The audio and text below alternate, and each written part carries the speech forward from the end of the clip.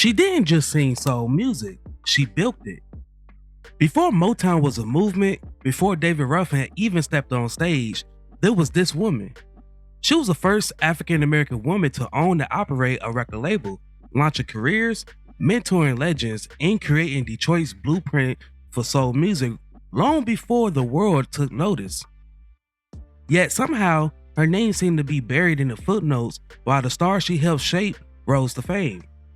Before there was a Motown, before Berry Gordy built their empire, one woman was already laying down the foundation for Detroit's soul explosion.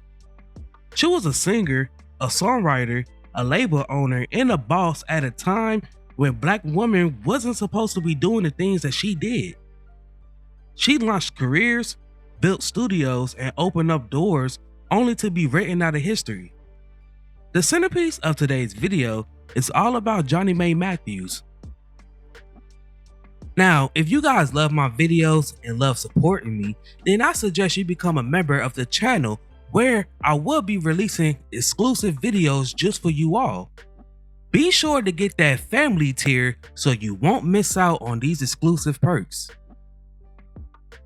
Now, before we start, let's be sure to leave a like on the video, subscribe to the channel, and push that notification bell to be sure you won't miss out on any more content.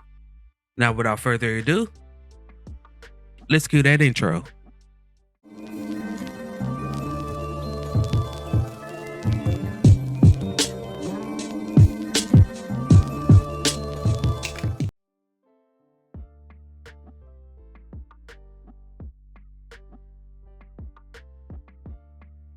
Born on December 31st, 1922 in Bessemer, Alabama, Johnnie Mae Matthews moved to Detroit in the 40s.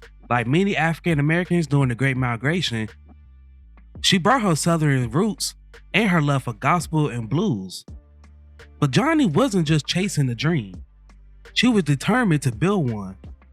Matthews began to sing in her church choir, and she was performing with her mother at military facilities around the Deep South. When Matthews was 12 years old, the family moved to New Jersey, and in 1947, she left her parents' house to travel to Detroit, Michigan, where she married and established her own family. In 1957, she joined a local quintet that was named the Five Daps, assuming lead vocals on the song You're So Unfaithful. But I know it's true. Which was the B-side of their 1958 debut single, A Doo-Wop a Doo.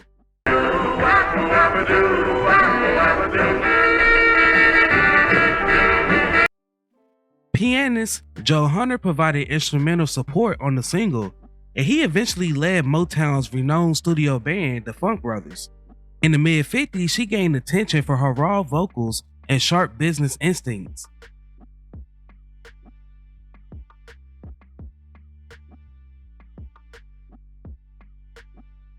In 1959, while Berry Gordy was still getting Motown off the ground, Johnnie Mae Matthews made history. She became the first African American woman to own and operate her own record label, Northern Recording Company. At NCR, she didn't just record her own songs. She nurtured young talent, giving a platform to artists who would later shape the sound of soul music. Among them was David Ruffin, Joe Hunter, and even a young group that was named The Temptations, but then that was known as The Distance. When Matthews founded her own record company in 1958, it was based in an office that was a few blocks away from her house. She got this record company by getting $85 from her husband. NRC was mostly utilized to develop her own solo recording career, with recordings being published at the adjacent special studio or radio station WCHB. Her debut single, Dreamer, was released in 1959, and it was billed to Johnnie Mae Matthews and the Daps. She released her follow-up single that was titled Mr. Fine. You're not my kind. I said, hey, Mr. Fine. Berry Gordy, the founder of Motown Records, had long credited Matthews with teaching him the ins and outs of the recording industry. He thanked her for her efforts in securing a distribution deal with Chess Records for the Miracles' 1959 song, Bad Girl. It's impossible to know how differently Matthews' own recording career would have turned out if she accepted any of Berry Gordy's invitations to record for Motown, particularly during the mid-60s when she was delivering some of her finest material. Matthews completely removed the daps from her 1960 song, So Lonely. You don't even care. One of these days. She then swiftly released her second solo song, Ooh Wee Baby. On both of these recordings, she was accompanied by a band that was known as the Groovers, which was led by Joe Hunter and included bassist James Jamerson, guitarist Eddie Willis, saxophonist Eli Fontaine, and drummer Uriel Jones, all of whom will become members of Motown's most famous session group, the Funk Brothers. Also in 1960, the label issued a song Come On, which was the debut single by The Distance, who was later renamed The Temptations.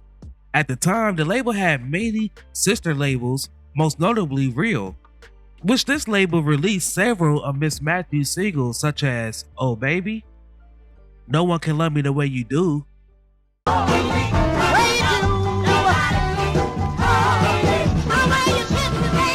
The Head Shrinker, Somebody who makes you sad and blue, that's underrating yourself, and Come Home, all of which was released in 1961. In 1963, she recruited manager Ali McLaughlin, who had earlier established Barbara Lewis' career. He introduced Matthews to Mercury Records' subsidiary label, Blue Rock, where he later produced both of her singles, Baby What's Wrong,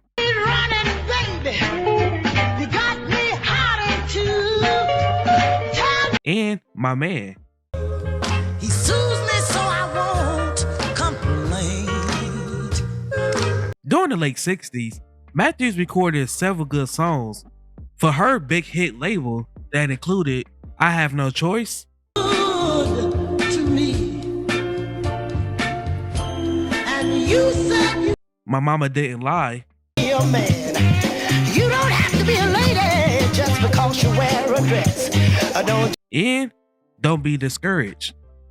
However, when the 60s came to an end, so did NRC and all of its subsidiaries. And as the 1970s began, Matthews switched her attention to the group Black Nasty, that was an up-and-coming funk group that featured two of her children. In 1973, Matthews produced the band's only album titled Talking to the People that was published on Stax.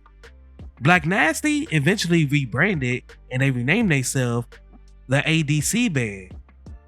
The group returned in 1978 with the R&B single Long Stroke. Encouraged by the success, Matthews relaunched NRC around this period, and the band provided musical support on the disco-inspired song It's Good. I know this is the way you had it planned. After one more Northern release, 1980s, I Can Feel It, she shut the label down permanently, thereby terminating her musical career.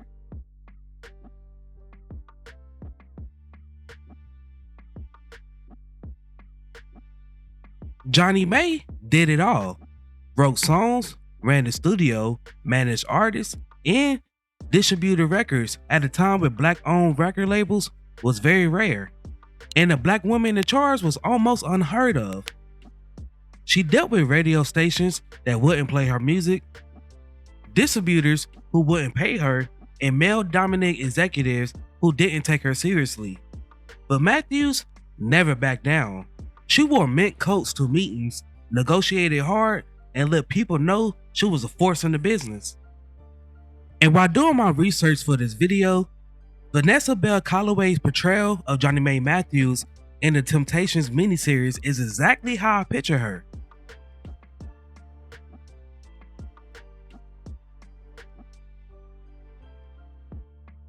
Many of the artists who passed through Matthews' label will go on to define the Motown era. She was an early mentor to David Ruffin, who would later become the voice of the Temptations. Her group, the Five Daps, helped pioneer the harmony-driven vocal soul. Although she never signed anyone long term, many artists credited Matthews for giving them their first shot. If you think about it, in a way, she was Motown before Motown.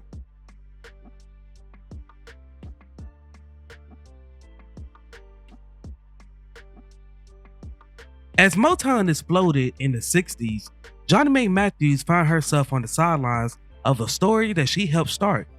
While Berry Gordy built a media empire, Matthews remained fiercely independent. Her contributions was overlooked, and her name was left out of many music history books. But she kept going.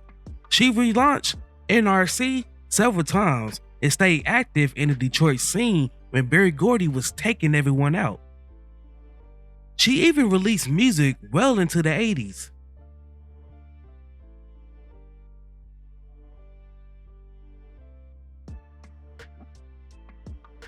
Johnnie Mae Matthews sadly passed away on January 6, 2002, but her influence lives on. Artists, historians, and soul fans now credit her as a trailblazer, a black woman who made her mark in the male-dominant industry and changed the course of music history. She wasn't just a footnote in the Motown story. She was a chapter all on her own. In the history of soul music, there are stars, and then there are architects behind them. Johnnie Mae Matthews didn't just break barriers, she built doors for others to walk through. She was the boss before it was popular, the godmother before the title was given, and a legend who deserves to be remembered. Now, before we go, I have a question for you all. What is your favorite song from Johnnie Mae Matthews?